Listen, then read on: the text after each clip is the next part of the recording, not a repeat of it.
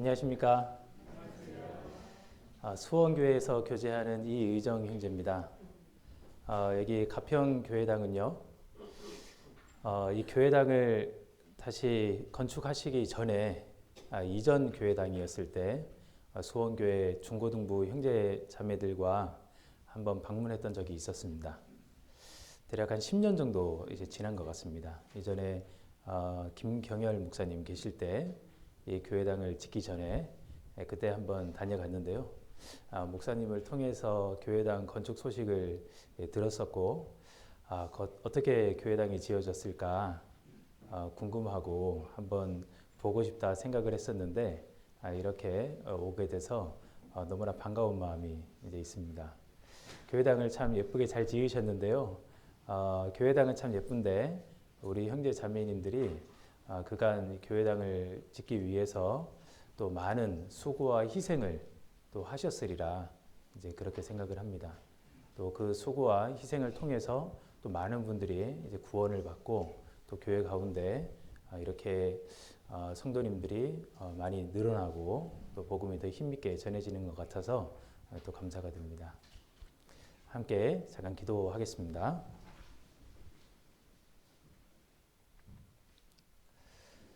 사랑과 은혜가 풍성하신 하나님 아버지 참으로 감사드립니다. 지옥 갈 수밖에 없는 저희를 주님께서 먼저 사랑하셔서 구원해 주시고 주님의 자녀 삼아 주심 감사드립니다. 이 땅을 살아가는 동안 함께 구원받은 형제 자매님들과 연합하여서 하나님의 뜻을 배우고 실천하며 복음 전해지는 일에 동참할 수 있도록 인도해 주심을 감사드립니다. 주님께서 오시기에 너무나 가까운 이 마지막 시대에 저희들이 더욱 깨어서 마땅히 어떻게 살아야 할 줄을 주님께서 일러주시고 저희 각 사람을 통해서 주님께서 힘있게 역사하셔서 아직 주님을 알지 못하고 이뤄져 있는 불쌍한 영혼들, 그들의 영혼을 구원하는데 주님의 역사를 나타내 주시고 저희를 사용해 주시옵소서. 오늘도 저희들에게 귀한 모임을 허락하시고 저희를 한자리 불러주심을 감사합니다. 이 시간 주 성령님께서 함께 하셔서 이곳에 계신 모든 분들 마음 가운데 주님께서 예비하신 귀한 것들로 채워주시옵소서. 시작하는 시간부터 마치는 시간까지 온전히 주 성령님께 모든 것을 부탁드리오며 저희를 사랑하시는 예수님 이름으로 기도드렸습니다. 아멘. 같이 성경 찾겠습니다. 시편 1편 같이 찾아보겠습니다.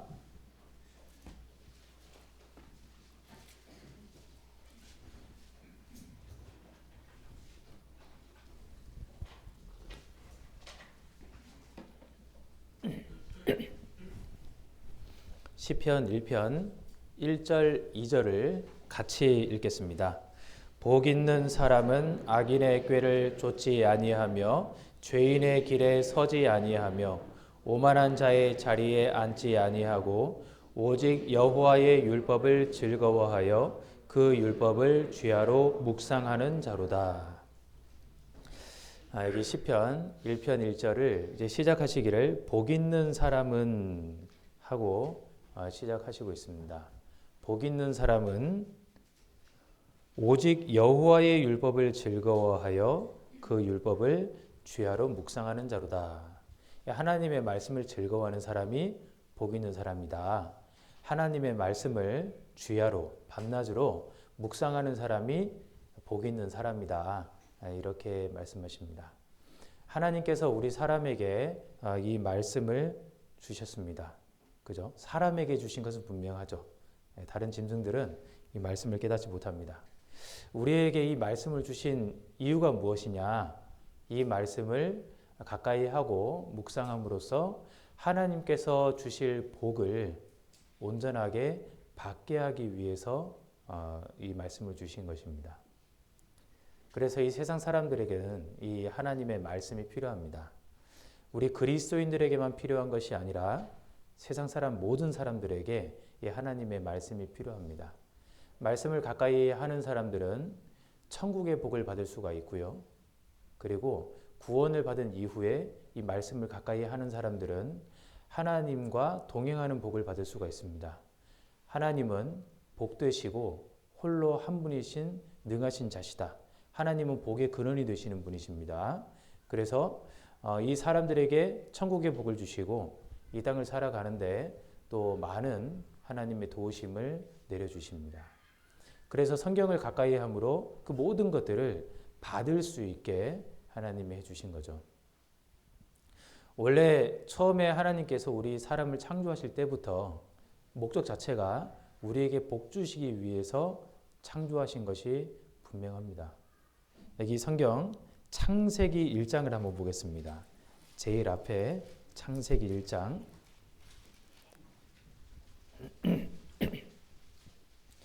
창세기 1장 27절입니다. 창세기 1장 27절을 제가 읽겠습니다. 하나님이 자기 형상 곧 하나님의 형상대로 사람을 창조하시되 남자와 여자를 창조하시고 28절 같이 읽겠습니다. 하나님이 그들에게 복을 주시며 그들에게 이르시되 생육하고 번성하여 땅에 충만하라. 땅을 정복하라. 바다의 고기와 공중의 새와 땅에 움직이는 모든 생물을 다스리라 하시니라. 이제 하나님께서 남자와 여자를 창조하시고 28절에 제일 먼저 하시는 일이 무엇입니까? 그들에게 복 주시고 가라사대. 하나님께서 가장 먼저 하신 일이 복을 주신 일이십니다. 그래서 사람은 이 땅에 창조됨과 동시에 하나님께 복받은 존재가 되었고, 그리고 이 땅의 모든 것들에 왕적인 이 지위를 누릴 수 있는 가장 높은 존재가 되었습니다. 그런데 이제 사단 마귀가 그것을 빼앗아 갔습니다. 아담 하와가 이 선악과를 먹게 됐고 이 땅의 어떤 모든 것들을, 모든 것의 권세를 사단 마귀에게 빼앗기게 됐습니다. 그래서 예수님께서 이 땅에 내려오셔서 마귀의 일을 멸하시고 우리 사람들을 이제 구원하셔서 그 왕적인 지위를 다시 회복시켜 주시러 이 땅에 내려오신 것입니다. 그 모든 것들을 증거하기 위한 것이 이 성경입니다. 그래서 예수님에 대해서 이 성경을 통해서 알 수 있고요. 이 성경을 통해서 예수님에 대한 증거를 우리가 배울 수가 있고요. 구원을 받을 수가 있는 것입니다. 그래서 하나님께서는 이 세상 사람들에게 복 주시려고 이 성경을 내려주신 것이 분명합니다. 사람은 복을 좋아하거든요. 그죠? 영원한 것도 좋아합니다. 하나님께서 복을 주실 수 있고 영원한 것을 주실 수가 있는데 하나님이 주시기 때문에 이 사람들은 복과 영원한 것들에 대한 소원이 있는 것입니다. 저는 어렸을 때 불교 집안에서 태어났습니다. 말이 불교지 그냥 여러 가지 것들을 그냥 다 받아들이는 그런 이제 꼭 불교는 아니었고요. 뭐 점도 보고 뭐 이제 무당도 이렇게 끌어들이고 여러 가지 이제 것들인데, 근데 집에는 제가 어렸을 때부터 익숙하게 보던 글자가 이제 복이라는 한자였습니다. 예전에는 그러지 않습니까? 제가 어렸을 때만 해도 장롱에도 이제 복자가 크게 지금은 그런 장롱 없죠. 근데 예전에는 그랬습니다. 그리고 벽에는 복조리가 걸려 있죠. 복주머니도 걸려 있습니다. 숟가락에도 딱 보면은 복자가 딱 쓰여져 있어요. 그래서 이 글자가 도대체 뭐냐 제가 이제 어머니께 이제 여쭤봤던 기억이 있습니다. 이 복이라는 글자다. 사람들이 왜 그렇게 복을 많이 새겨놨습니까? 복 받고 싶으니까. 그죠? 근데 하나님께서 왜 우리에게 성경을 주셨냐? 복 주시려고 성경을 주셨습니다. 근데 세상 사람들은 이 성경을 배우기를 별로 안 좋아합니다. 이 성경에 대해서 오해하고 있는 것이죠. 하나님에 대해서 오해하고 있는 것입니다. 하나님은 이것도 못하게 하시고 저것도 못하게 하시고 왜 꼭 하나님만 믿으라고 하냐? 이제 여러 가지 오해를 하면서 성경을 배우기를 거부합니다. 인간 역사를 생각해 보면, 우리가 기독교 역사를 살펴보면요, 이 사단 마귀가 또 얼마나 성경을 못 읽게 하려고 이제 많은 회방을 했는지 모릅니다. 마귀는요, 우리가 구원받고 천국 가는 것을 자기가 지옥 가는 것보다 더 싫어합니다. 마귀는 모든 악의 결정체잖아요. 그래서 AD 303년에는 이제 로마의 디오클레시안이라는 황제가 이 세상에 존재하는 모든 성경을 불태워 버려라. 명령을 내렸었습니다. 실제로 많은 성경이 불에 탔습니다. 그리고 이제 중세 시대에는요, 종교 개혁이 일어나기 그 이전까지 대략 한 500년의 기간 동안 성경을 절대 읽어서는 안 되는 책으로 금서 목록에 딱 올려놓고요, 성경 못 읽게 했습니다. 그래서 당시에 윌리엄 틴데일이나 존 위클리프나 하는 아주 유명한 성경학자들이 성경을 영어로 번역해서 어떻게든 많은 사람들이 읽게끔 하려고 영어로 번역하는 일을 했다가 화형을 당하거든요. 불에 태워서 죽여버립니다. 그래서 어떻게든 성경을 못 읽게 하려고 하는 그런 사단 마귀의 그런 집요한 그런 방해 공작들이 있어 왔습니다. 그럼에도 불구하고 지금 이 성경은 3,000개가 넘는 언어로 번역이 돼서 전 세계에 꽉 들어찼습니다. 그것을 보면은 이제 마귀의 회방보다 하나님의 능력이 더 크다는 것을 알 수 있고, 어떻게 해서든 우리 사람에게 이 성경을 알게 하셔서 복을 주시려고 하시는 하나님의 어떤 강력한 의지가 그 안에 녹아져 있다. 이제 그렇게 생각을 할 수가 있죠. 근데 문제는 성경을 가까이 하려는 사람들이 너무나 적다는 것입니다. 그리고 우리 그리스도인들도 성경을 꾸준히 읽는 것이 왜 이렇게 어려운지, 그죠? 이것이 복잡한 것은 아닌데 참 단순한 건데 읽으면 되잖아요, 그죠? 근데 성경을 읽는 것이 왜 그렇게 힘든지, 그래서 매년 성경을 올해는 일독을 꼭 해야 되겠다 이 결심을 하는데, 이제 지금쯤이면 이제 그 의지가 이제 살짝 이제 흐려지기 시작할 때입니다. 어떻게 지금까지 꾸준히 잘 유지하셨습니까? 잘하신 겁니다. 이것을 이제 연말까지 꾸준히 하셔야 됩니다. 그죠? 복 있는 사람은 주야로 성경을 묵상하는 자다. 묵상하려면 내가 많이 읽어야 됩니다. 우리 시대에 기독교의 가장 큰 문제가 무엇이냐? 자칭 그리스도인이라고 하는 사람들도 있고 진짜 그리스도인 된 자들도 있는데요. 많은 것을 보면서도 성경을 잘 읽지 않는 것이 가장 큰 문제다. 이렇게 이야기할 수 있습니다. 히브리서 5장을 찾아보겠습니다.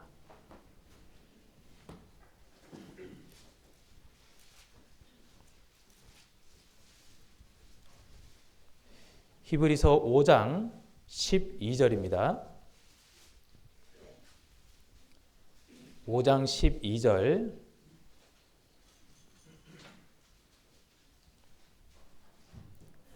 찾으셨으면 한 절만 같이 읽겠습니다. 때가 오래므로 너희가 마땅히 선생이 될 터인데 너희가 다시 하나님의 말씀의 초보가 무엇인지 누구에게 가르침을 받아야 할 것이니 젖이나 먹고 단단한 식물을 못 먹을 자가 되었도다. 때가 오래므로 너희가 마땅히 선생이 될 터인데, 그런데 너희가 다시 하나님의 말씀의 초보가 무엇인지 누구에게 가르침을 받아야 할 것이니. 왜 그럴까요? 이 말씀을 제대로 배우지 않는 것입니다. 말씀을 가까이 하지 않는 것입니다. 신앙이 성장하지 못하는 이유가 무엇이냐? 삶이 변화되지 못하는 이유가 무엇이냐? 말씀을 가까이 하지 않기 때문에 그런 것입니다. 하나님의 말씀은 분명한 능력이 있기 때문에 말씀을 가까이 하고 말씀을 묵상하면 그 사람은 삶이 변화하게 되어 있습니다. 그런데 왜 신앙이 제대로 바뀌지 않느냐? 빨리빨리 변하지 않느냐? 때가 오래므로 마땅히 선생이 되어야 할 터인데, 그런데 왜 그렇게 되지 못하느냐? 형제 자매님들, 이제 구원 받으시고 교회 생활 오래 하면요, 형제 자매님들에 대해서 익숙해집니다. 그죠? 그리고 교회 여러 모임에 대해서 익숙해집니다. 교회 살림살이에 대해서도 익숙해질 수 있고요. 목사님하고도 친해질 수도 있습니다. 그런데 교회 생활을 오래 한다고 해서 하나님에 대해서 깊이 알게 되는 건 아니잖아요. 하나님에 대해서 깊이 알고 하나님에 대해서 내가 많은 것을 깨닫고 신앙이 성장하려면 성경 말씀을 우리가 부지런히 읽어야 됩니다. 성경 말씀을 내가 묵상을 해야 됩니다. 그래야 내가 하나님과 더 친밀해지고 내 신앙이 성장해서 정말 이런 생각 들잖아요. 아, 나도 누구처럼 좀 신앙생활 잘했으면 좋겠다. 나도 이 바울처럼 그렇게 힘 있는 복음 전가하는 삶을 살고 싶다. 이런 생각을 하게 될 때가 있지 않습니까? 그리고 하나님께서 무엇을 기뻐하시는지, 이런 때 하나님이 원하시는 것이 어떤 건지 그런 것을 착착착착 알아낼 수 있으면 참 좋겠다. 이제 그렇게 되려면 이 성경 말씀을 가까이 해야 됩니다. 우리 시대에 우리를 괴롭히는 그런 것들이 있습니다. 스마트폰입니다. 우리의 신앙생활을 괴롭힙니다. 분명히 잠깐 문자 확인을 하려고 켰는데요. 이제 문자 확인만 하고 딱 끄면 성공한 겁니다. 그죠? 잠깐 카톡 확인하려고 잠깐 켰는데 왜 카톡에 이제 여러 가지 영상까지 같이 들어오게 됐는지 점점 그리스도인을 힘들게 하잖아요. 그죠? 분명히 말씀 들으려고 유튜브를 켰는데요. 이제 말씀만 들으면 되는데 계속해서 이제 그 알고리즘이라고 하죠. 그 알고리즘이 다른 것들로 우리를 유혹합니다. 볼 것들이 너무 많습니다. 그래서 우리 신앙을 위협합니다. 이것을 아예 버릴 수도 없고, 요즘에 핸드폰 없이는 할 수 없는 것들이 너무 많아지잖아요. 그래서 이것을 참 이렇게 지혜롭게 사용할 수 있는 방법이 없을까? 이제 그런 고민들을 하게 됩니다. 우리가 여튼 여러 가지 어려움이 있다고 해서 성경을 읽는 것을 포기할 수 없습니다. 성경을 가까이 하고 묵상해야 됩니다. 성경을 가까이 하지 않으면 우리 마음 가운데 기쁨이 사라지게 됩니다. 왜 내 신앙생활은 힘들기만 하고 기쁨이 없냐? 나는 힘든 것밖에 없어요. 나는 고난밖에 없고 내 마음은 항상 슬프기만 해요. 혹시 그런 분 계십니까? 혹시 성경을 멀리 하시지는 않습니까? 하나님 이렇게 말씀하십니다. 예레미야 15장을 보겠습니다. 구약성경 예레미야 15장 1074페이지입니다. 예레미야 15장 16절.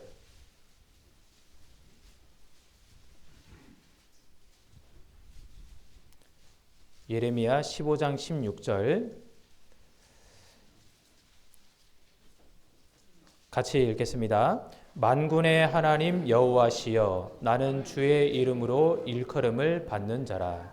내가 주의 말씀을 얻어 먹었사오니 주의 말씀은 내게 기쁨과 내 마음의 즐거움이오나.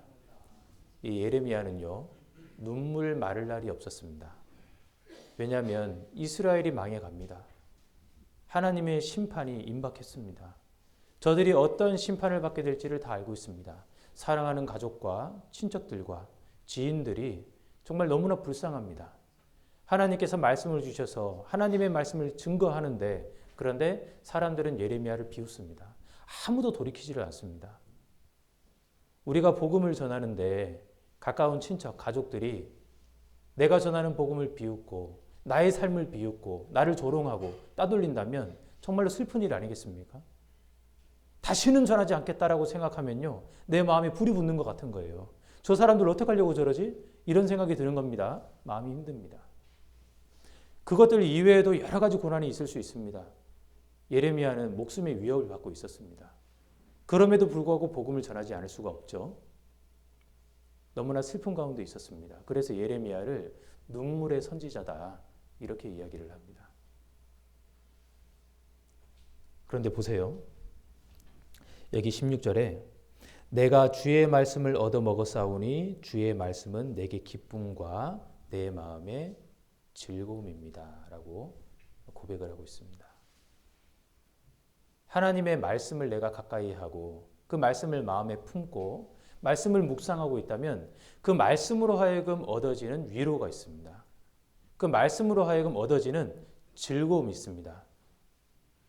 주님께서 이 세상에서 너희가 고난을 받는다면, 핍박을 받는다면 기뻐하고 뛰놀라. 왜요?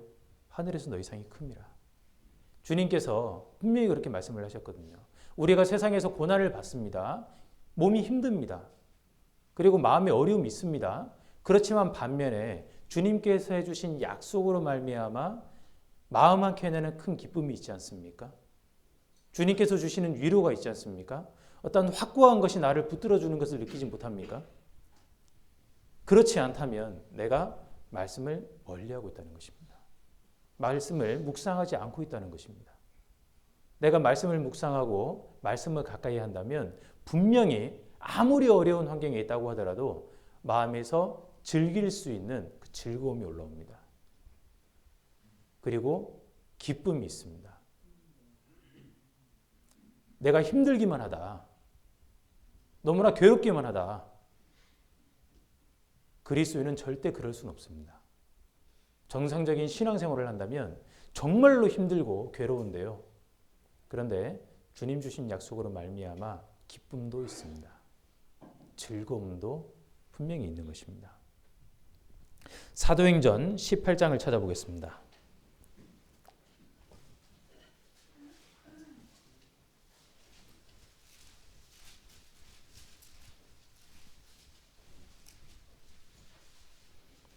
사도행전 18장 5절입니다. 18장 5절 같이 읽겠습니다. 실라와 디모데가 마게도냐로서 내려오매 바울이 하나님의 말씀에 붙잡혀 유대인들에게 예수는 그리스도라 밝히 증거하니. 실라와 디모데가 바울과 합류를 했습니다. 바울이 하나님의 말씀에 붙잡혀 유대인들에게 예수는 그리스도라 밝히 증거했다라고 말씀하십니다. 이 바울 사도는요, 동역자와 함께 했고, 그리고 어디를 가든지 그들과 함께 고난을 받았습니다. 바울 사도가 갈 때는 참 많았습니다. 그죠? 여러 지역을 방문을 했습니다. 그런데 바울 사도를 환영을 하는 그런 이방인들은 없었습니다. 유대인들은 더더욱이나 바울 사도를 죽이려고 내가 바울이 죽기까지는 먹지도 마시지도 않겠다, 그렇게 다짐하는 사람들도 있었습니다. 가는 곳마다 핍박을 받고 고생을 하고요. 바울이 구원받기 전에는 오히려 세상에서 인정받는 사람이었고 잘 나가는 사람이었거든요. 근데 구원받고 복음을 전하니까 정말 이 세상의 찌끼처럼 됐습니다. 모든 사람의 원수처럼 됐습니다. 그런데 바울은 복음을 전하기를 멈추지 않았거든요. 계속해서 죽기까지 날마다 그는 결코 멈추지 않았습니다. 그 삶의 원동력이 어디에 있었느냐? 여기 사도행전 18장 5절은 이렇게 말씀하십니다. 바울이 하나님의 말씀에 붙잡혔다. 이 하나님의 말씀에 붙잡혔다. 이것이 헬라 원어로 완전히 지배를 당한 상태를 묘사를 합니다. 이렇게 하지 않을 수 없는 거예요. 말씀의 포로가 되었다. 이 뜻입니다. 그러니까 말씀이 원하는 대로 살지 않을 수 없는 그런 상태가 되었다. 이렇게 말씀을 하시는 겁니다. 그래서 바울은 내가 복음을 전하는 것은 부득불 할 일이다. 나는 이렇게 살 수밖에 없다. 이렇게 이야기를 하는 것이죠. 사람은 어딘가에는 붙잡혀서 살아갑니다.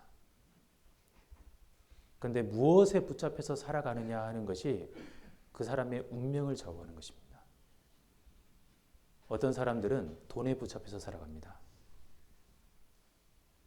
평생을 돈 때문에 돈을 쫓아 살아갑니다. 경제적인 자유를 누려보고자 자기 평생을 투자하는 사람들이 있습니다. 때로는 목숨을 걸고요. 건강을 희생해 가면서 이 돈을 벌려고 돈의 노예가 되어서 살아가는 사람들이 있습니다. 여러분들 주변에도 그런 분들 딱 떠올리면 몇 분 떠오르죠? 인간관계도 돈에 희생합니다. 그런 분들이 있습니다. 그런데 그런 분들이 돈을 쫓아서 살면 그 인생이 행복해집니까? 복 받습니까? 아니잖아요. 우리는 그 삶의 결국을 다 알고 있습니다. 그렇게 살다가 죽을 때는 평생 벌어놓은 돈을 한 푼도 못 가져가고 다 놔두고 가야 되잖아요. 너무 어리석은 삶입니다. 어떤 사람은 권력에 붙잡혀서 살아갑니다. 좀 더 나은, 좀 더 높은 권력을 차지해 보려고 모든 것을 희생하죠.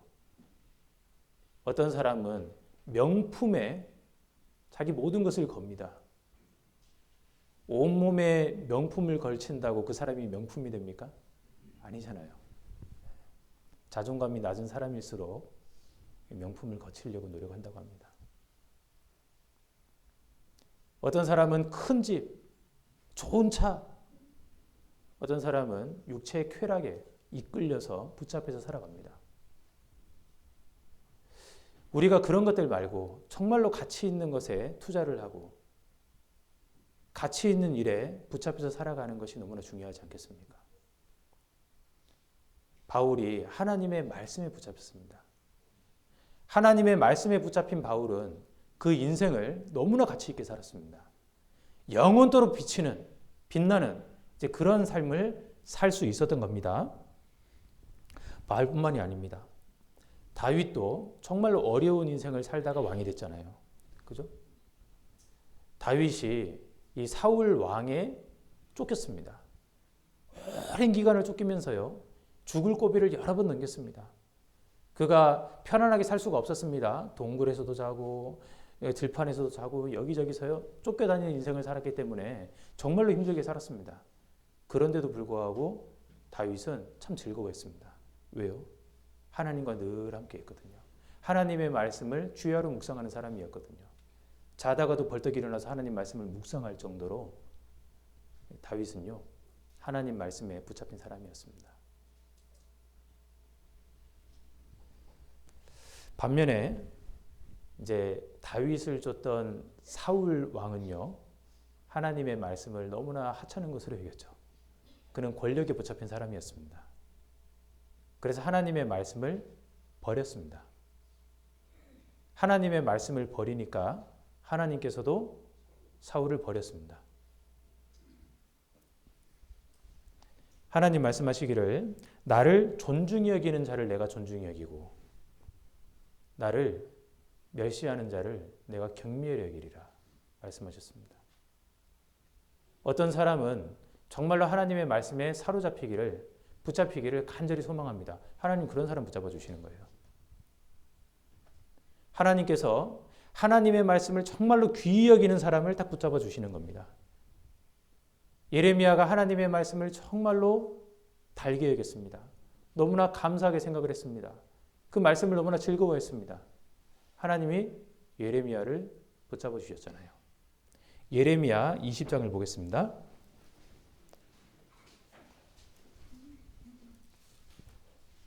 예레미야 20장 8절입니다.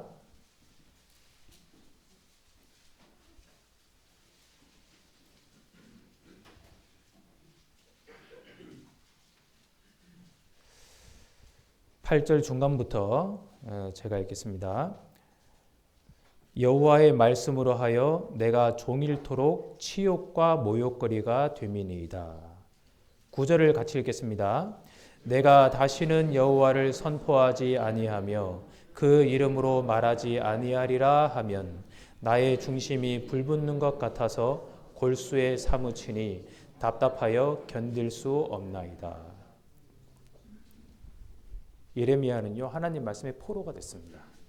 그래서요 다시는 내가 복음 전하지 않겠다. 다시는 내가 권하나 봐라. 이렇게 생각하면 중심에 불붙는 것 같아서 나는 견딜 수가 없습니다. 어떻게 해야 됩니까? 계속 전해야 되는 거예요. 하나님의 말씀에 사로잡힌 겁니다. 말씀대로 살지 않으면 못 견디는 거예요. 그래서 우리 그리스도인들이 말씀에 붙잡혀서 말씀대로 살게 되면 정말로 가치 있는 인생을 살 수가 있습니다. 그것은 썩어 없어지는 것이 아닙니다. 영혼이 불타버리는 것이 아니죠. 정말로 가치 있는 삶을 살 수가 있는 것입니다. 이 루터라는 종교 개혁을 일으킨 루터 다들 아시죠? 이 루터도 하나님의 말씀의 포로가 된 사람입니다. 나의 양심은 하나님 말씀의 포로가 됐습니다. 그가 보름스 회의에 탁 서가지고요. 그 앞에서 그렇게 얘기하는 거예요. 너는 지금까지 네가 기록한 모든 책의 내용들을 부정하고 돌이켜라. 그렇지 않으면 너는 파문이다. 많은 높은 양반들이 이 가톨릭의 높은 양반들이 루터를 보고 이야기했습니다. 근데 루터가 그렇게 얘기하는 겁니다. 내가 하나님 말씀을 결코 내가 부인할 수 없습니다. 나는 하나님 말씀의 포로가 됐습니다. 하나님 나를 도우소서. 사람들이 죽이겠다 이야기하는데도 불구하고요. 물러서지 않은 거예요. 우리가 인생을 살아가는데 어떤 죽음의 위협을 받는 일은 너무나 드뭅니다. 우리 시대는 그런 위협을 받지 않는 아주 안전한 시대가 됐습니다. 적어도 대한민국이 그렇습니다. 복음을 전한다고 어떤 큰 금전사기 불이익이나 인사상의 큰 불이익이나 그런 것을 받는 시대도 이제 많이 지나가고 있습니다. 근데 예전에는 그랬잖아요. 근데 우리 시대는요, 그런 핍박이 많이 줄어들고 있습니다. 그러면 어떻게 됩니까? 우리는 더 나서서 복음을 전해야 됩니다. 더 외쳐야 됩니다. 하나님의 말씀에 사로잡혔다면 우리가 그런 인생들을 살아갈 수 있을 겁니다. 그럼 어떻게 해야 우리가 하나님 말씀에 사로잡힐 수가 있느냐? 하나님 말씀에 사로잡히려면 먼저 하나님 말씀을 많이 공급받아야 됩니다. 말씀을 공급받지 않으면서 내가 붙잡힐 수는 없는 것이죠. 말씀을 많이 공급받는다는 것은 꾸준히 공급받는다는 것입니다. 내가 오늘 하루 왼종일 성경만 읽겠다. 좋습니다. 그런데요, 그것도 좋은데 내일 또 읽는 것이 중요한 거예요. 오늘 한 달치 다 읽었으니까 한 달은 쉬어도 되겠다. 그렇게 생각하시면 안 되는 겁니다. 이 하나님의 말씀은 우리 영의 양식이라고 하셨잖아요. 우리가 하루 동안 왼종일 먹기만 하고 한 달 동안 굶을 수 있는 사람 없습니다. 꾸준히 먹는 것이 더 중요하죠. 그래서 하나님의 말씀을 꾸준히 읽는 것이 중요합니다. 그리고 하나님의 말씀을 꾸준히 듣는 것이 중요합니다. 이제 말씀을 꾸준히 읽고 꾸준히 들으려면요, 말씀을 사모하는 마음을 가져야 되는 거예요. 내가 이 말씀을 정말로 듣고 싶다. 이 말씀을 정말로 들어야 하겠다. 무엇보다 우선순위로 말씀을 두고 그 말씀을 내가 공급받는 것을 가장 중요하게 여기는 그런 마음이 필요한 것입니다. 사도행전 20장에 보면요, 바울 사도께서 이제 아침부터 저녁까지 계속해서 말씀을 전합니다. 그런데 유두고라는 청년이, 다들 아시죠? 유두고라는 청년이 높은 데 창틀에 앉아서 말씀을 듣다가 꾸벅꾸벅 졸다가요, 밖으로 떨어져서 죽습니다. 바울 사도께서 다시 그 청년을 다시 살리잖아요. 근데 그 내용을 이렇게 묵상을 하면서 여러 가지 생각을 좀 하게 됐었습니다. 말씀에 대한 간절함이라는 것을 좀 생각을 하게 됐습니다. 바울 사도는 말씀을 전하는 입장에서 굉장히 말씀에 대해서 간절한 마음이 있었을 겁니다. 이 말씀을 꼭 전해야 된다는 생각이 있으니까 계속해서 말씀을 이제 전하는 것이죠. 내일이면 이제 가야 되거든요. 그러니까 내가 가게 되면 언제 다시 올 수 있을지 모르겠다. 꼭 전해야 되겠다. 이런 마음으로, 간절한 마음으로 말씀을 전했을 겁니다. 듣는 분들은요, 듣는 분들도 말씀에 대해서 마음이 간절했던 거예요. 그러니까 아침부터 저녁까지 집에 안 가고 계속 듣는 거죠. 네.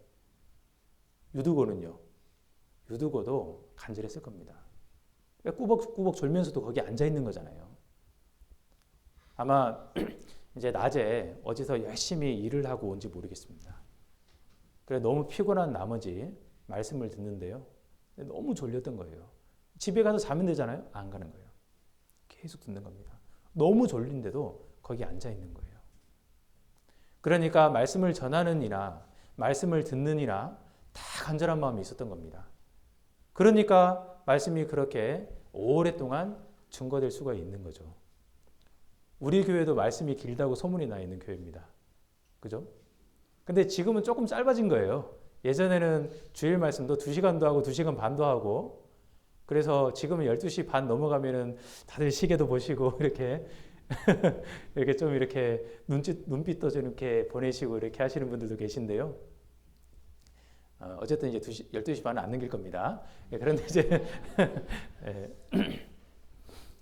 근데 말씀을 듣는 분들이 말씀을 잘 들으셔요.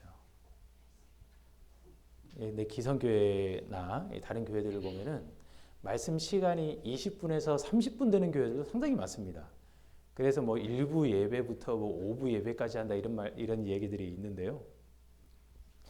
30분씩 계속 이렇게 하는 거죠. 근데 그 시간도 조는 분이 계신다고. 예. 여튼 이제 이 말씀을 사모하는 마음이 있기 때문에 길게 할 수도 있는 것이고, 또 그 말씀을 길다고 불평하시는 것이 아니라 또 달게 듣는 분들이 또 계시는 거죠. 이 말씀을 사모하는 마음이 있을수록 말씀을 길게 할 수도 있는 겁니다. 그래서 우리나라 이제 초기에 이제 기독교 초기 역사를 보면은 1900년대 이 전후로 해가지고 말씀이 들어왔는데요.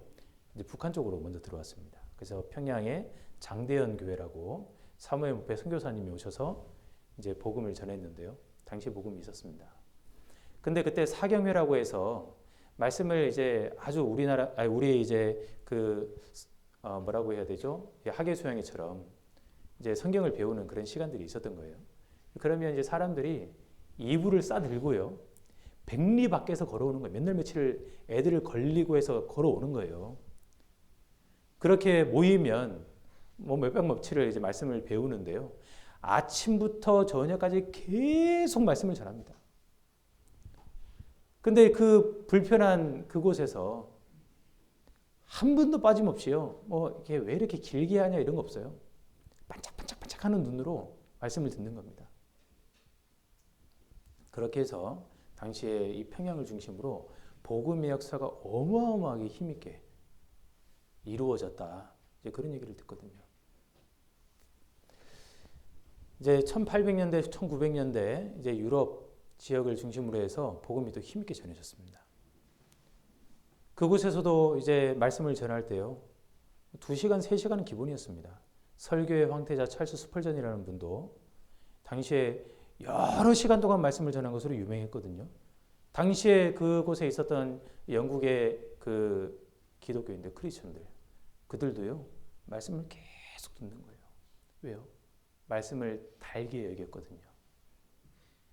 이 말씀을 내가 마음에 담아야 되겠다라는 마음이 있었거든요. 그런 마음으로 말씀을 들으니까 말씀이 그들을 딱 붙잡아 주는 겁니다. 그래서 우리가 듣기만 하는 것이 아니라 또 읽기도 해야 되잖아요. 그래서 꾸준히 내가 말씀을 읽게 되면요, 그 말씀을 읽고 묵상하고, 그런데 주일날 교회를 갔는데 그 부분이 이제 풀어지면요, 아주 깨달아지는 게 또 더 깊은 거예요. 그렇게 해서 말씀을 가까이 하고 말씀을 정말 깊이 묵상하고, 그렇게 하면서 말씀이 나를 붙들어주고 또 내가 말씀을 붙들고, 이제 그런 관계가 이어지는 것입니다. 그리고 또 말씀이 나를 붙들게 하려면 어떻게 해야 되냐? 말씀의 능력을 믿어야 됩니다. 하나님의 말씀의 특징, 가장 큰 특징이 무엇인지 아시죠? 하나님의 말씀의 가장 큰 특징은 그 말씀대로 이루어진다는 것에 있습니다.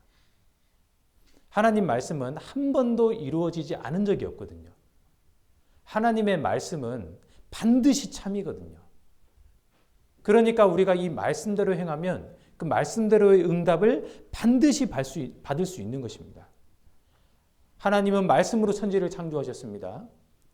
그리고 그 하신 말씀으로 지금도 만물을 붙들고 계십니다. 말씀으로 사람들의 영혼을 살리셨습니다. 그리고 그 말씀으로 사람들을 심판하시기도 하셔요.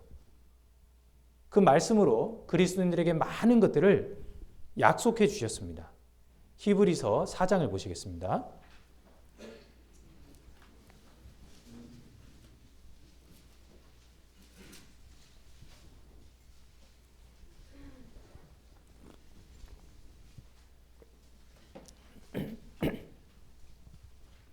히브리서 4장 12절입니다.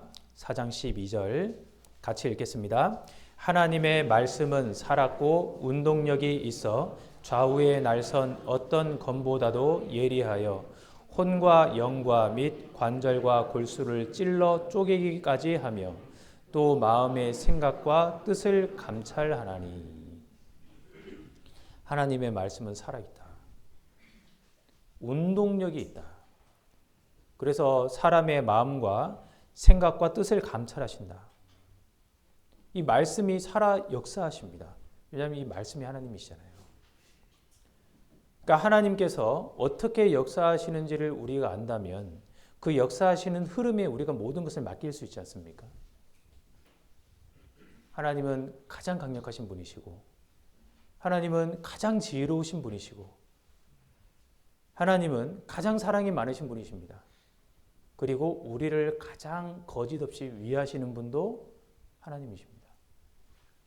그러니까 그 하나님을 믿고 우리가 하나님께 모든 것을 의탁할 수 있는 겁니다. 모든 일에 하나님 말씀을 의지해 생활할 수가 있는 것이죠. 그러면 하나님은 말씀대로 이루어 주십니다. 그래서 하나님의 말씀대로 이루어질 것이다 라는 것을 믿는 사람은 하나님의 말씀을 더 자세히 알게 하려 할 것이고 그리고 하나님은 그 사람들을 말씀으로 다 붙들어 주시는 거예요. 그런 분들은 이제 삶의 어려움과 고난이 찾아온다고 하더라도요. 끝까지 하나님 말씀을 붙듭니다.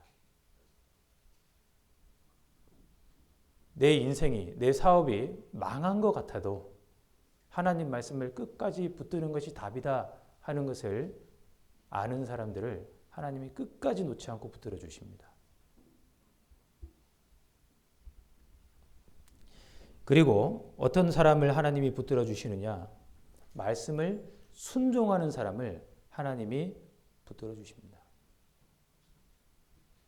예수님께서 말씀하시기를 나의 양식은 나를 보내신 이의 뜻을 행하며 그의 일을 온전히 이루는 것이니라 라고 말씀하셨습니다. 나의 양식은 하나님의 뜻을 행하는 것이다 라고 말씀을 하셨는데요. 우리가 하나님의 말씀이 양식이라고 하잖아요. 말씀을 듣고 묵상하는 것이 우리에게 힘이 됩니다. 그런데 예수님께서는 더 나아가셔서 이 말씀을 행하는 것이 하나님의 뜻을 행하는 것이 나의 양식이다 라고 말씀을 하셨습니다. 말씀을 아는 것만으로는 나에게 그 어떤 상급이 주어지지 않습니다. 말씀을 알고 순종할 때 나에게 큰 상급이 되는 것이죠.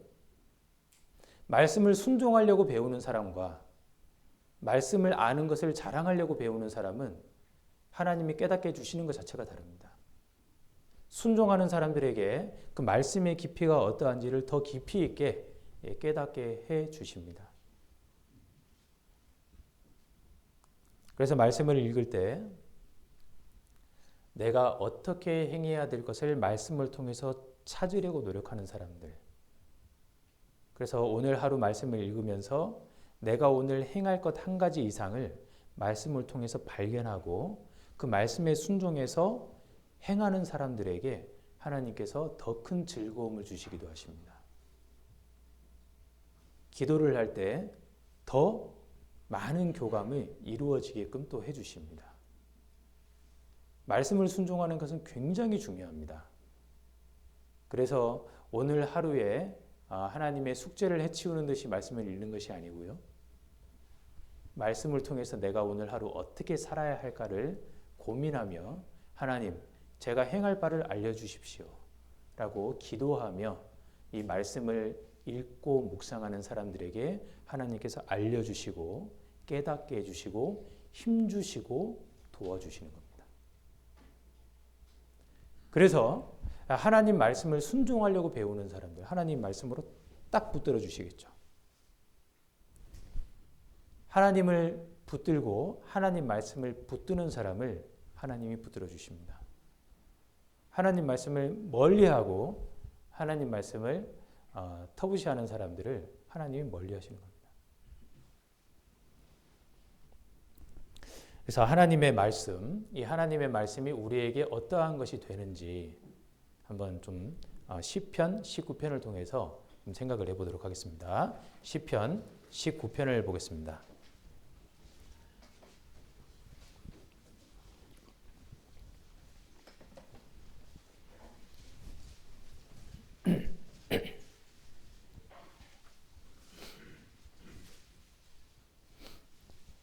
시편 19편 7절입니다.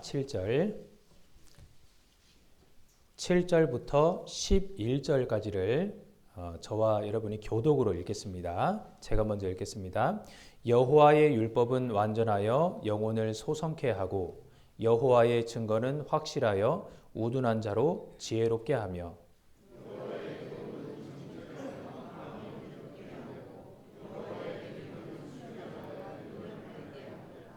여호와를 경외하는 도는 정결하여 영원까지 이르고 여호와의 규례는 확실하여 다 의로우니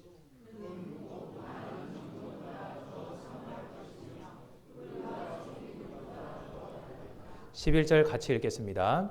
또 주의 종이 이로 경계를 받고 이를 지킴으로 상이 크니이다. 이 시편 19편의 말씀은요. 하나님의 말씀에 대한 내용으로 이루어져 있습니다.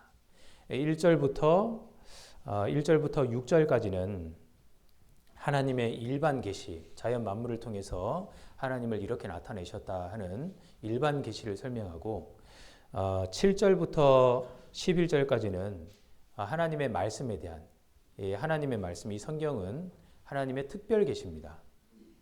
그래서 이 성경에 대한 내용으로 이제 구성이 되어 있습니다. 그래서 여기 7절에 여호와의 율법, 여호와의 증거, 이 8절에는 여호와의 교훈, 여호와의 계명, 그리고 9절에는 여호와를 경외하는 도, 여호와의 규례, 이제 여러 가지 표현을 쓰고 있는데요. 이 모든 것이 성경 말씀이라는 뜻입니다. 이 성경 말씀을 여러 가지로 표현을 하신 겁니다. 그래서 성경 말씀은 이러하다, 성경 말씀은 이러하다라고 설명을 해주시는 것입니다. 그래서 한 절 한 절 간단하게 좀 생각을 해보겠습니다. 이 7절 여호와의 율법은 완전하여 영혼을 소성케 하고 여호와의 증거는 확실하여 우둔한 자로 지혜롭게 한다라고 말씀하셨습니다. 하나님의 말씀은 영혼을 소성케 하는 말씀입니다. 근데 하나님의 말씀이 어떤 말씀이냐? 완전하신 말씀이다라고 설명을 하고 있습니다. 하나님의 말씀은 완전하기 때문에 영혼을 소성케 하기에 충분하다. 이렇게 말씀하십니다. 말씀을 통해서 우리가 구원을 받았습니다. 이제 구원을 받고 나니까 이 말씀이 얼마나 감사한지요. 이 말씀이 아니었다면 꼼짝없이 지옥 갈 뻔하지 않았습니까? 그래서 하나님의 말씀이 너무 감사한데 너무 감사한 나머지 초반에는 이제 이런 생각도 합니다. 혹시 성경에서 틀린 것이 나오면 어떡하나?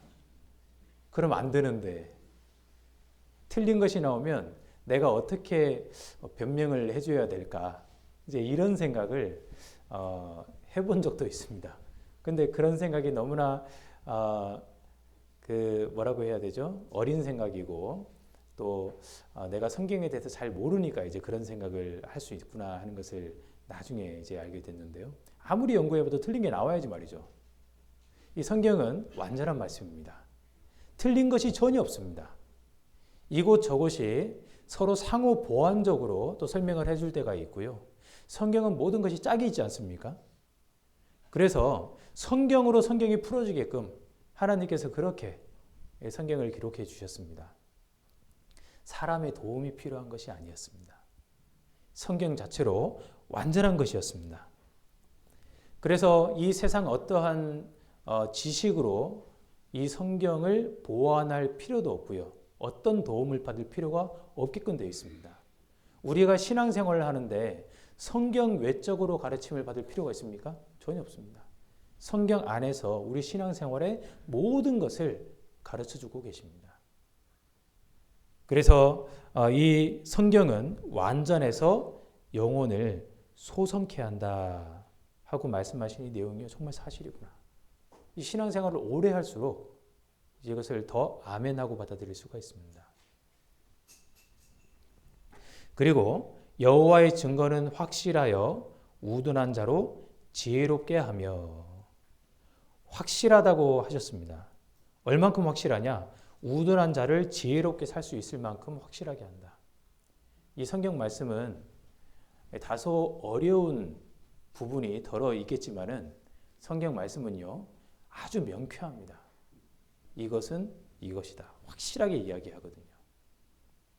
그래서 아무리 어리석은 사람도 지혜로운 인생을 살 수 있게 합니다. 똑똑해봐야 하나님 앞에는 큰 가치가 없습니다. 이 성경 말씀대로 살아야 하나님 앞에 가치가 있는 것입니다. 이 세상에 똑똑한 사람들 많습니다. 그 똑똑한 사람들이 이 자연을 연구하면서요, 자연주의자들이 되어서 하나님을 떠나갑니다. 이 세상은 진화되었다, 진화의 산물이다, 이런 식으로 얘기합니다. 많이 배운 사람들이 연구를 해서 우리 원숭이와 사람들이 조상이 같다는 그런 이야기들을 합니다. 똑똑해지니까 원숭이랑 동무가 됐습니다. 똑똑해지니까 이 조상이 아메바가 되는 거예요. 똑똑해서 좋겠습니다. 그죠? 그런데 우리가 성경을 연구를 하면 그런 연구를 하지 않더라도요, 이 세상의 연구를 하지 않더라도 우리가 어떻게 이 세상에 존재하게 됐는지 그런 것들을 너무 쉽게 알게 됩니다. 하나님 앞에는 성경을 확실하게 믿고 구원받은 초등학생이 이 세상 학문을 많이 연구한 구원받지 않은 교수들보다 훨씬 지혜롭다. 이렇게 여겨지는 것입니다. 그리고 그게 사실이고요. 아무리 세상 학문을 많이 연구해도 구원받은 초등학생의 그 지혜를 따라갈 수가 없습니다. 우리가 조금만 성경을 공부해 보면 하나님께서 궁창에 새들이 나르라 하셨구나. 그러면 새가 먼저냐 알이 먼저냐 금방 알 수 있잖아요. 그죠? 근데 그걸 한참 연구하고 앉았습니다. 그 연구할 필요가 뭐가 있습니까? 성경에서 답을 주시는데. 그래서 어떻게 하면 사람이 천국에 가는지 구원받으면 초등학생도 알잖아요. 그죠? 근데 그것을 아무리 연구하고 종교를 만들어낸다고 알 수 있습니까? 모릅니다. 하나님의 말씀은 확실하기 때문에 이 세상에서 똑똑한 사람들이 지혜롭게 사는 것이 아니고요, 하나님 말씀대로 순종하며 살아가는 사람들을 아주 지혜롭게 살게끔 했습니다. 그래서 세상 지식이 짧다고 해서 신앙생활을 못하는 거 아닙니다. 많이 배우지 못했다고 하나님 앞에 남기지 못하는 것이 아닙니다. 그렇죠? 성경 말씀대로, 내가 알고 있는 성경 말씀대로 순종해서 살아가는 사람이 가장 지혜로운 인생을 사는 것이고 가장 가치 있는 인생을 살게 되는 것입니다. 그리고 여기 8절 보시겠습니다. 여호와의 교훈은 정직하여 마음을 기쁘게 하고 여호와의 계명은 순결하여 눈을 밝게 하도다. 하나님 말씀은 정직한 말씀입니다. 그죠? 정직하다는 것은 거짓말이 없다는 것입니다. 조금의 과장이 없다는 것입니다. 속이는 것이 없다는 거예요. 다른 의도가 없다는 것입니다. 하나님은 정직하신 하나님이십니다. 이 말씀이 정직하기 때문에 이 말씀을 우리가 읽으면 마음의 기쁨을 얻을 수가 있습니다. 그리고 하나님의 말씀은 순결하기 때문에 우리 눈을 밝혀준다. 어떤 불순물도 섞여져 있지 않습니다. 마귀적이고 정욕적인 것이 전혀 없는 순결한 하나님의 말씀이기 때문에요. 이 말씀을 가까이 하게 되면 이 세상을 우리가 바라볼 때 이 세상에 마귀적인 것이 많습니다. 정욕적인 것이 많습니다. 이 정욕과 이 마귀적인 것이 섞여 들어가서 세상의 가치가, 세상에 있는 모든 것들의 가치가 뒤죽박죽이 되어버렸습니다. 가방 하나에 1,000만 원 한다면 올바로 가치가 매겨진 겁니까, 여러분? 그 완전히 가치가 잘못된 거예요. 가방이 무슨 1,000만 원이나 합니까? 가방 하나에. 가치가 완전히 뒤죽박죽이 된 세상에서 우리가 살아가고 있습니다. 그런데 하나님의 말씀은 순결하기 때문에 우리 눈을 번쩍 뜨이게 합니다. 물질의 가치가 어떤 것인지를 알게 하고요. 내가 가지고 있는 시간의 가치가 어떤 것인지를 알게 합니다. 그리고 내가 가진 능력, 내가 가진 건강, 물질 이런 것들을 어떻게 활용하여야 가장 인간답게 살고 가장 그리스도인답게 살고 하나님께 가장 큰 영광을 돌려드릴 수 있다는 것을 알게 합니다. 하나님의 말씀이 순결하기 때문에 우리 각자가 하나님 말씀을 가까이 하면 그렇게 눈이 밝아지는 것이죠. 그리고 9절을 보겠습니다. 9절. 여호와를 경외하는 도는 정결하여 영원까지 이르고 여호와의 규례는 확실하여 다 의로우니라고 말씀하셨습니다. 하나님을 경외하는 도, 이 말씀은 정결하기 때문에 영원까지 이릅니다. 그래서 우리가 말씀대로 순종하며 살아가면요, 우리의 삶이 영원까지 이르게 되는 거예요. 우리가 그리스도의 심판대 앞에 다 서게 됩니다. 그럼 우리가 평생을 살아온 것을 하나님께서 불로 시험하신다고 했잖아요. 그죠? 그래서 우리가 하나님의 말씀을 경외하고 하나님의 말씀대로 살아간다면 그 심판대 앞에서 얼마만큼 남겨질까요? 우리가 온전히 주님을 경외하며 주님의 말씀대로 살아갔다면 모든 것이 그대로 남겨질 것입니다.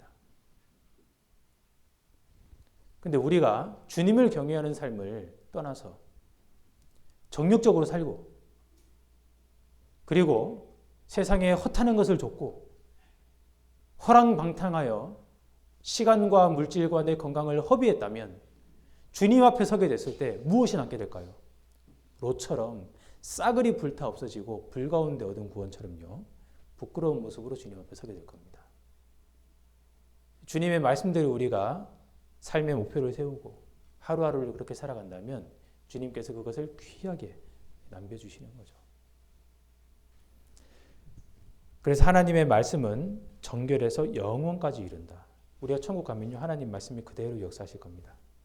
그런 것처럼 우리가 하나님 말씀대로 살아간다면 우리의 삶도 마찬가지로 영원까지 이르게 되는 이제 그러한 결과를 얻게 될 겁니다. 그리고 9절 끝에 여호와의 규례는 확실하여 다 의롭다라고 말씀하셨습니다. 하나님은 의로우신 분이십니다. 하나님께서 하시는 모든 일들은 다 의로운 거예요. 이 세상 사람들이 그럽니다. 내가 만들어 달라고 했냐? 나를 만들어 놨는데 나를 죄인으로 만들어 놓고 꼭 안 믿으면 지옥 보낸다고 하고 하나님 잘못됐다고. 하나님이 진짜 잘못됐을까요? 그 사람의 생각이 잘못된 겁니다. 하나님 심판대 앞에 서게 되면 하나님께서 어떻게 사람들을 이끌어 오셨고 사랑을 베풀어 주셨고 어떻게 은혜를 주셨으며 그리고 하나님이 심판하신 그 심판이 얼마나 의로운 심판인지를 알기 때문에 하나님 심판대 앞에 서서 한마디도 할 수 있는 사람이 없을 것이라고 말씀하십니다. 예수님이 땅에 내려오셨습니다. 예수님께서 하신 말씀 중에 틀린 거 한마디 안 하셨습니다. 예수님이 행하신 것은 모두 다 의로운 것이었습니다. 그렇기 때문에 예수님께서 우리를 심판하실 수 있습니다. 하나님 말씀대로 살아가는 사람들 말씀 때문에 핍박을 받습니다. 잘못해서 핍박을 받습니까? 아닙니다. 우리가 그 사람들을 전도하려고 의로운 일을 하려고 핍박을 받습니다. 우리가 하나님 말씀대로 살면 세상 사람들이 우습게 생각을 하고 그리고 우리를 이용하려고 하는 이제 그런 사람들도 있을 수 있습니다. 그렇지만 우리가 잘못된 것이 아닙니다. 우리는 의롭게 산 것이죠. 주님께서 이 땅에 다시 오실 때 그 모든 것들을 완벽하게 되돌려 주실 겁니다. 그래서 우리는 항상 공의롭게 살아가야 됩니다. 하나님의 뜻에 순종해서 살아가야 되는 거예요. 하나님께서 원하시는 대로 행하면서 살아가야 되는 것입니다. 자, 그래서 시편 기자는 이렇게 우리를 권면합니다. 여기 시편 19편 10절을 다시 한번 같이 읽겠습니다. 금 곧 많은 정금보다 더 사모할 것이며 꿀과 송이꿀보다 더 달도다.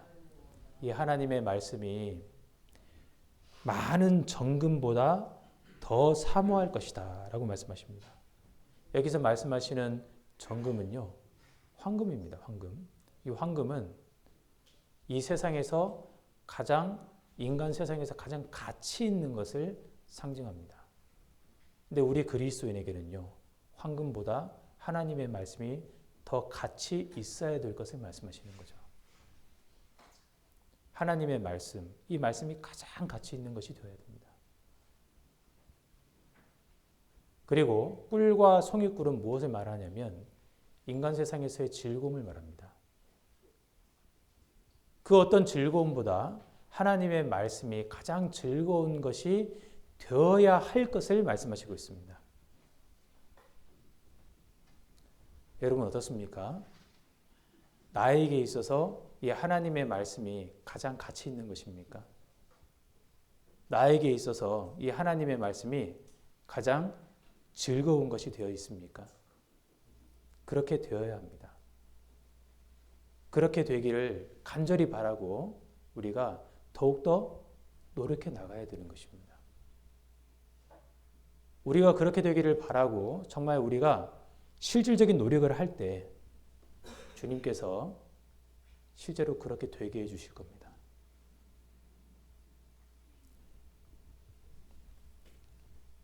11절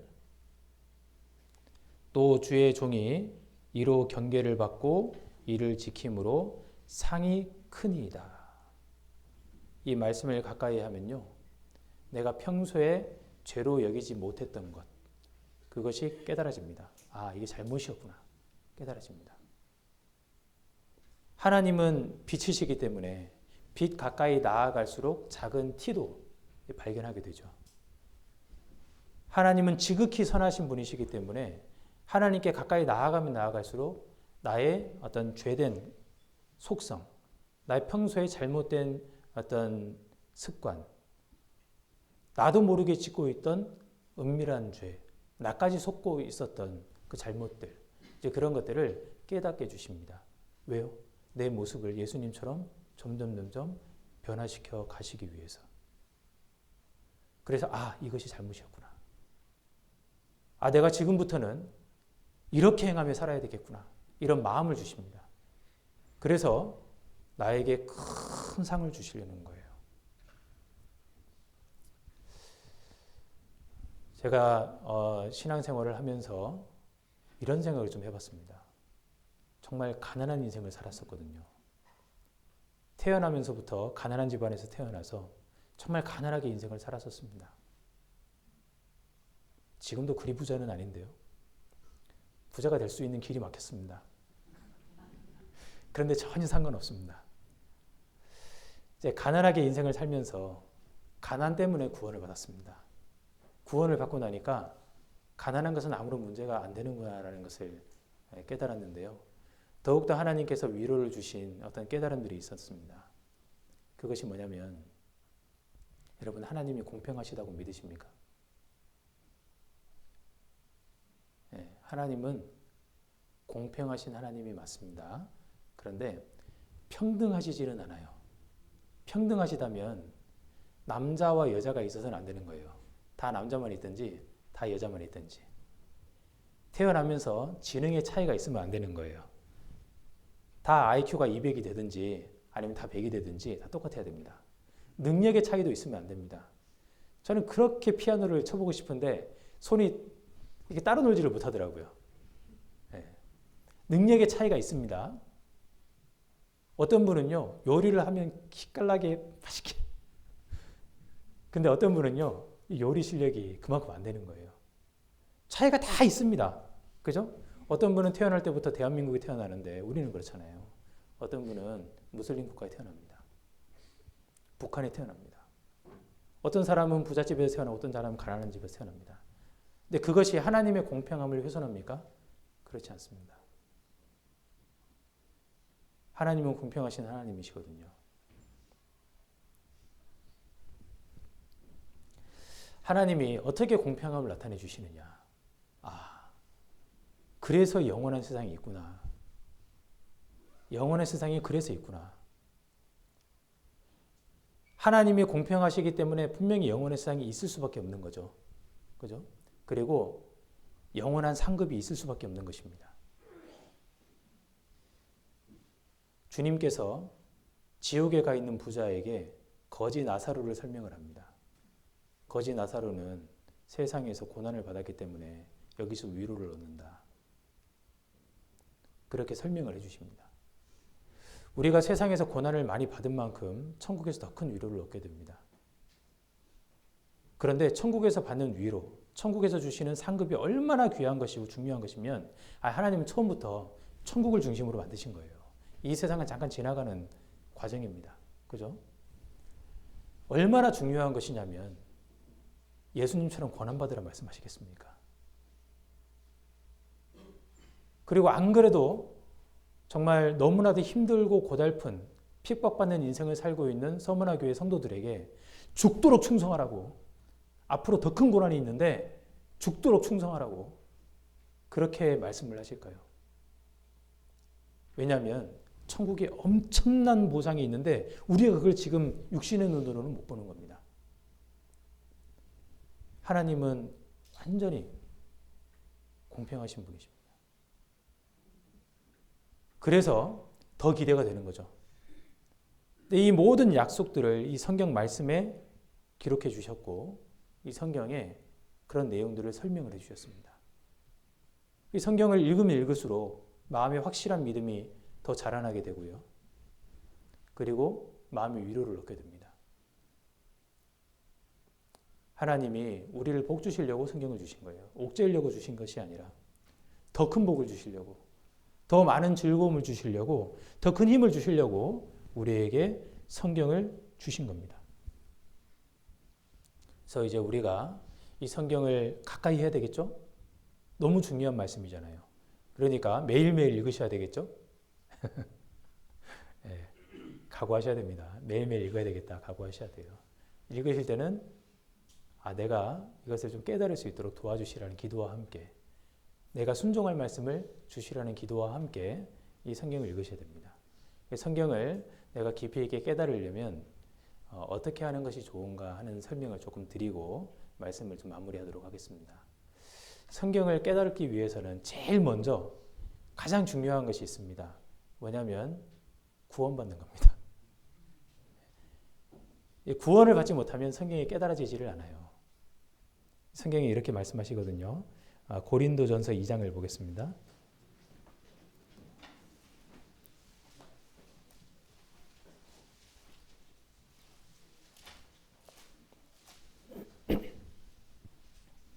고린도전서 2장 10절입니다. 2장 10절 같이 읽겠습니다. 오직 하나님이 성령으로 이것을 우리에게 보이셨으니 성령은 모든 것 곧 하나님의 깊은 것이라도 통달하시느니라. 자, 그리고 16절 같이 읽겠습니다. 누가 주의 마음을 알아서 주를 가르치겠느냐? 그러나 우리가 그리스도의 마음을 가졌느니라. 구원을 받을 때 성령님이 들어오십니다. 성령님이 들어오시면 이 복음의 말씀이 확실히 믿어지게 됩니다. 그래서 구원은요, 내가 믿는 것뿐만 아니라 믿어져야 되는 거죠. 내가 믿으려 할 때 성령께서 내 마음의 무게를 달아보시고 믿어지게 해주십니다. 성령님이 들어오시는 거예요. 성령님이 들어오셨을 때 그 사람은 하나님의 자녀가 되고 거듭난 천국 백성이 되는 것입니다. 성령님이 들어오시면 성령님의 역할은 하나님의 깊은 것을 깨닫게 해주시는 역할을 해주십니다. 왜냐하면 성령님은 하나님이시기 때문에 하나님의 것을 다 아시죠. 그래서 우리한테 깨닫게 해주시는 거예요. 그러니까 구원받지 않으면 성령님이 없고 성령님이 없으니까 깨닫지를 못하는 것입니다. 성령님이 들어오셨다. 하나님이 내 영과 하나가 되셨다. 그때 하나님이 들어오신 것이니까 하나님의 마음이 나에게도 주어진 것입니다. 그래서 여기 16절에 그러나 우리가 그리스도의 마음을 가졌느니라. 그리스도의 마음, 하나님의 마음, 성령님의 마음. 우리가 우리 마음 가운데 그 하나님의 마음을 받게 됐습니다. 굉장히 중요하죠.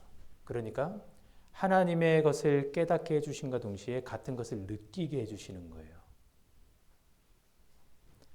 저 사람이 무슨 마음으로, 무슨 생각으로 저 얘기를 하는지는 알겠는데 그것이 공감이 되지 않는 경우들이 있습니다. 그죠? 근데 구원을 받은 사람들은 하나님의 말씀이 어떤 마음으로 우리에게 주어지신지를 느끼려 하고 묵상하려 하면 그것이 느껴지게 되어 있습니다. 성경 말씀을 묵상할 때요, 우리가 구원을 받고 성령님을 받았다면요, 이게 됩니다. 하나님께 내가 순종할 말씀을 주시라고, 말씀을 깨닫게 해주시라고, 그리고 하나님께서 어떠한 마음으로, 나에게 어떠한 뜻으로 이 성경을 기록해 주셨는지를 하나님 입장에서, 나를 사랑하시는 하나님 입장에서 이해하려는 마음으로 읽게 되면요, 성경이 다르게 느껴집니다. 그 가운데 나를 향한 하나님의 뜻이 느껴집니다. 하나님의 사랑이 느껴지게 되어 있습니다. 그래서 그 말씀을 더 순종하고자 하는 마음이 생겨나게 되고요, 순종하는 행동이 나타나게 되는 것입니다. 구원을 받은 사람들에게만 되는 겁니다. 혹 이것이 내가 안 된다, 그러면 일단은 너무 어려운 성경을 이제 선택해서 읽고 있는 건 아닌가 이제 생각을 한번 해보시고, 어떤 성경을 읽어도 안 된다, 신약 성경 서신서를 읽어도 안 되고 어떤 걸 읽어도 안 된다, 그러면요, 내가 진짜 구원받았나 한번 생각을 해보셔야 돼요. 구원을 받은 사람은 되게 돼 있습니다. 주일 말씀을 들으면 그렇지, 정말로 그렇지, 마음이 막 올라오게 돼 있거든요. 이제 구원을 받자마자 내가 성경을 읽어서 내가 그렇게 막 공감이 되고 막 깨달아지고 그렇게 되기는 어려울 수 있습니다. 그래서 이 말씀을 공급받는 데는 이제 순서가 조금 있습니다. 처음에 구원을 받으면요, 일단은 전도집회 말씀을 반복적으로 여러 번 들으셔야 됩니다. 그 말씀을 쭉 듣다 보면은 이제 점점 이제 내용들이 정리가 되고 이제 확신이 또 더 생기게 되고 하면서 주일 말씀을 이제 쭉 들으시면요, 주일 말씀, 수요일 말씀, 이런 교회에서 전해지는 말씀은 우리가 읽는 말씀하고는 조금 달라요. 우리가 말씀을 읽는 것은 요리의 재료를 내가 접하는 것과 같다, 이렇게 생각할 수 있습니다. 이제 우리 봉사회 형제님들께서 시장에서 요리 재료를 사서 여러 가지 맛깔나는 요리를 만드는 것이 어려우실 거예요. 왜냐하면 자매님들만큼 하기가 쉽지 않거든요. 물론 이제 중에는 자매님들만큼 잘하시는 분도 계실 수는 있습니다. 그런데 일반적으로 이 형제님들이 자매님들만큼 요리 잘하기는 쉽지 않거든요. 그럼 어떻게 합니까? 요리를 사다가 그 재료를 사다가 자매님에게 내가 오늘 이것이 먹고 싶어서 재료를 사왔는데 좀 맛있게 좀 요리를 좀 해달라고. 그러면 자매님이 엄청 맛있게 또 이렇게 준비를 해주시잖아요. 그죠? 그런 것처럼 주일날이나 수요일날 전해지는 말씀은 요리가 돼서 나오는 겁니다. 하나님 말씀을 잘 요리를 해서 맛있게 드실 수 있게끔 준비된 이제 그것이 앞에 설교 석상에서 전해지는 그런 말씀이다, 이렇게 생각할 수가 있고요.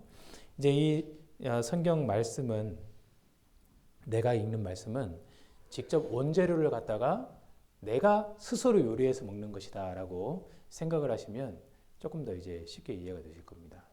처음부터 요리를 잘하기는 어렵잖아요. 그러니까 전해지는 말씀을 계속해서 들으면서 이 말씀 가운데 찾았던 말씀들, 그것을 메모를 하셔가지고요, 집에 돌아가시면 그 말씀을 전체부터 한 장 전체를 한번 쭉 읽어보시는 연습을 하시는 거죠.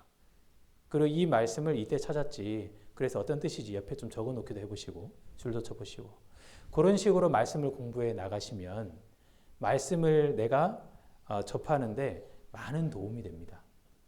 그리고 나서 그런 내용과 함께 동시에 이제 말씀을 읽을 때는 어떻게 해야 되느냐. 처음 말씀을 읽으실 때는 좀 어렵습니다.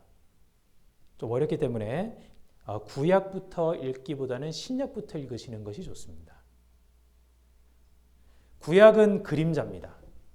신약은 실체입니다. 실체. 그래서 구약은 그림자이기 때문에 그 역사적인 사실을 쭉 읽으면서 어떤 우리 신앙생활의 교훈까지 이끌어내는 것이 약간 좀 어려울 수 있거든요. 그래 특히 이제 레위기에 가면은 제사법이 나오는데요. 이제 막 양 잡고 소 잡고 뭐 죽이고 피를 뿌리고 바르고 막 계속 막 이런 얘기가 나오는데 이게 나에게 어떠한 교훈이 되는지가 이게 도무지 이해가 어려울 수 있거든요. 그래서 먼저 신약부터 읽습니다. 근데 신약 가운데서도 마태복음, 마가복음, 누가복음, 요한복음, 사복음서는요. 예수님의 직접적인 말씀이 많이 기록이 되어 있습니다. 근데 그 사복음서를 우리가 신약 성경의 교과서다라고 이야기를 한다면 그 이후에 있는 서신서들, 이 서신서들은 제자들이 기록한 이제 성경입니다. 서신서들은 해설서다, 참고서다 이렇게 이해를 할 수가 있습니다. 그래서 참고서를 우리가 잘 숙지를 하면 교과서에 대한 내용이 잘 이해가 되는 것이죠. 예수님께서 말씀을 하실 때는 여러분 예수님은 사람입니까? 하나님입니까? 그죠? 완전한 사람이시면서 완전한 하나님이셔요.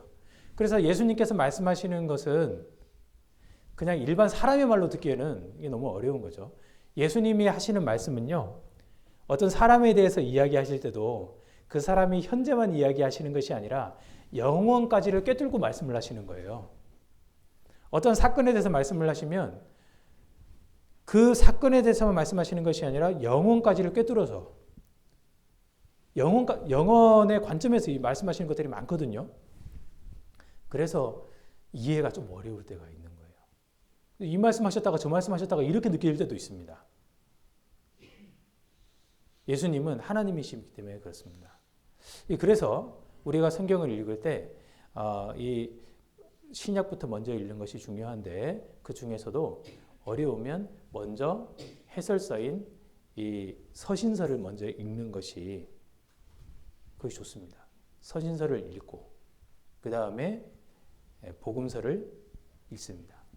그것을 한 두세 번 정도 서신서와 복음서, 신약 성경을 두세 번 정도 쭉 읽고 나면 이제 어느 정도 좀 이렇게 성경에 대한 어떤 틀이 조금씩 생길 수 있습니다.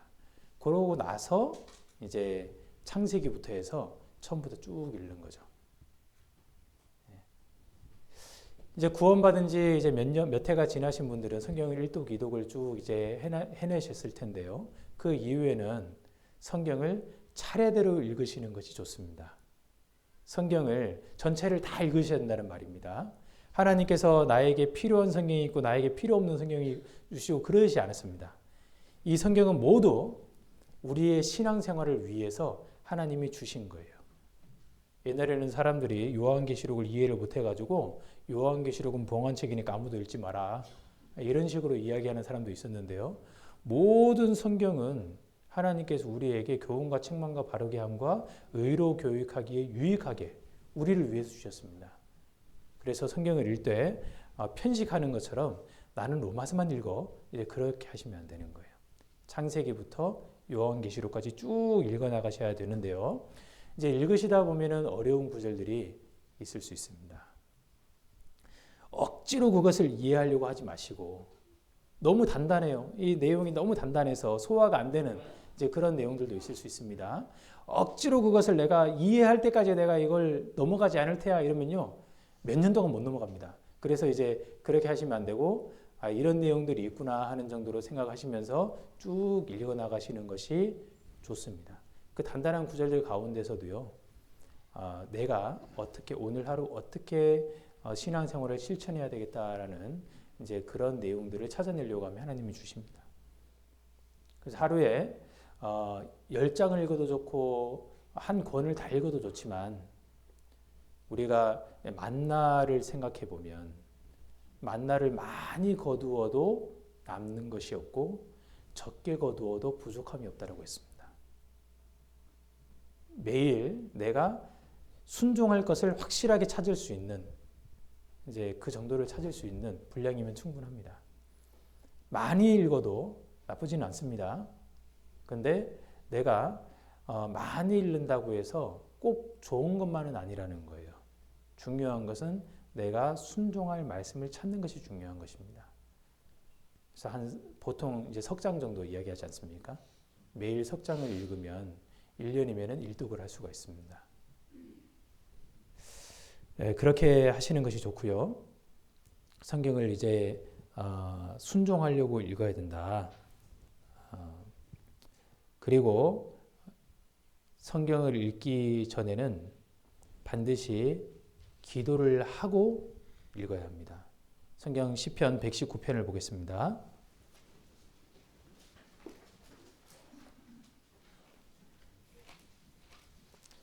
시편 119편 18절입니다.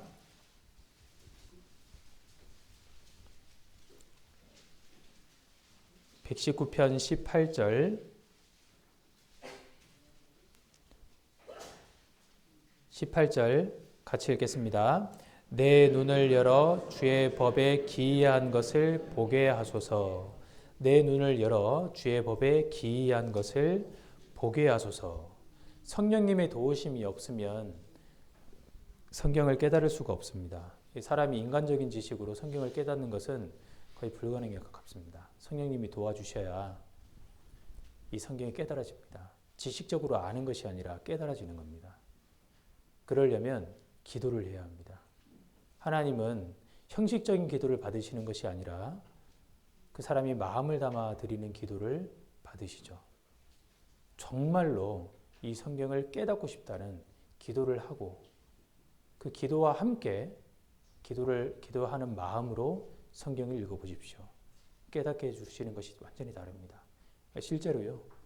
저도 묵상을 할 때 이제 하나님께 많은 것을 받습니다. 성경을 통해서 많은 것을 공급을 받는데 그런데 때때로 좀 뭔가에 쫓겨서 일정에 쫓겨서 급해서 급한 마음으로 성경을 읽을 때가 있습니다.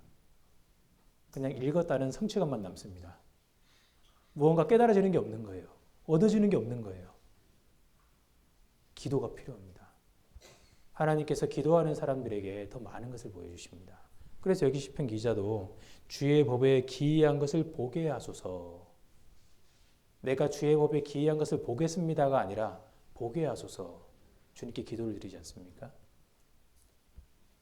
그래서 말씀을 읽으시기 전에요. 반드시 기도를 하십시오. 마음을 담아서 기도를 하십시오.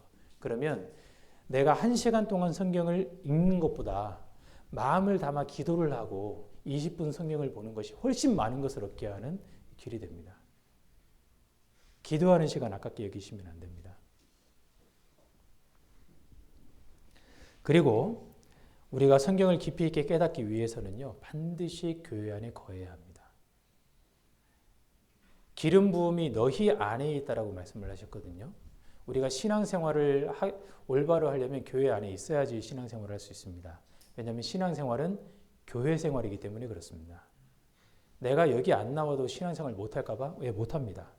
여기 나와야지만 함께 거해야지만 함께 동고동락해야지만 깨달아지게 하십니다. 주님께서 이 가운데 거하시는 거예요. 물론 내 안에도 주님이 계시죠. 내 안에 계시는 주님이 역사하시는 것과 우리 가운데 역사하시는 성령님의 역사가 다릅니다. 그래서 교제를 떠나면요. 교제에 거하지 못하면요. 사람들이 이를 모아다가 불에 던져 살았느니라. 밖에 버려 사람들에게 밟힐 뿐이니라. 아무런 가치 없는 생활을 하게 되는 것입니다. 그럼 성경이 깨달아지겠습니까? 전혀 깨달아지지가 않죠. 한 가지 깨달아지는 건 있겠네요. 하나님 떠나니까 아무것도 못하는구나. 네. 그런 거는 혹시 다른 교제 떨어진 분들이 계시다면 그걸 통해 얼마든지 우리가 반면교사를 삼을 수 있고요. 이 교제 안에서 충분히 거하면서 하나님의 어떤 도우심으로 성경을 깊이 있게 깨달아 가야 하는 것입니다. 그리고 시편 119편 찾았으니까요. 71절을 보겠습니다. 119편 71절.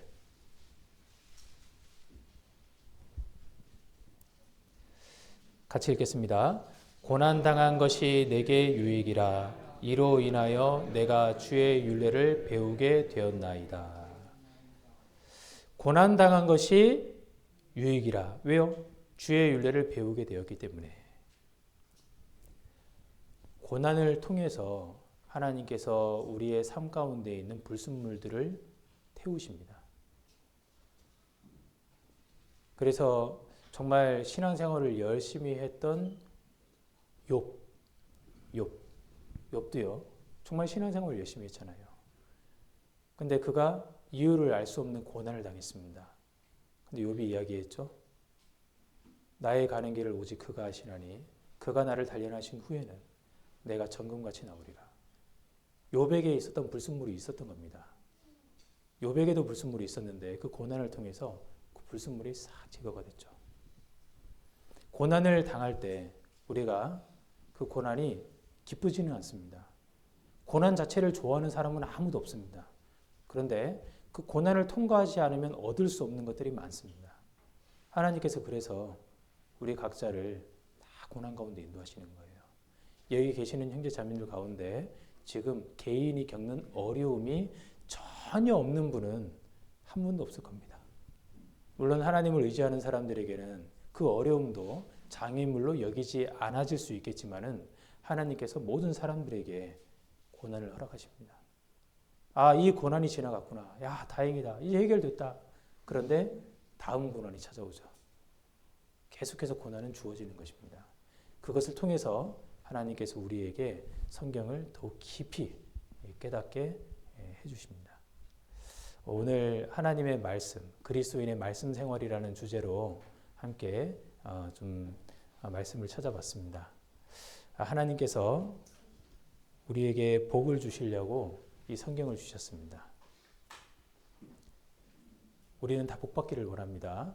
그래서 이 성경을 가까이 하고 더 깊이 있게 또 묵상하는 그런 형제 자매님들이 되셨으면 좋겠고요. 특별히 올해 2026년도 한 해 성경에 대해서 세우신 모든 계획들이 온전히 잘 이루어지기를 바라겠습니다. 기도하고 마치겠습니다. 하나님 아버지 참으로 감사합니다. 저희를 구원하셔서 주님 자녀 삼아주시고 또 이 땅을 살아가는 동안 주님의 자녀로서 능력 있는 삶을 살 수 있도록 하나님의 말씀을 허락해 주심을 감사합니다. 저희들 주님의 자녀로서 주님의 말씀을 따라 살아갈 수 있도록 저희를 붙들어 주시고 또 말씀을 통해서 저희 삶에 더욱더 큰 기쁨과 즐거움과 또 능력을 더해 주시옵소서. 오늘 이후에 있는 모든 시간도 주님께서 함께해 주시고 도와주시기를 부탁드리오며 저희를 사랑하시는 예수님 이름으로 기도드렸습니다. 아멘.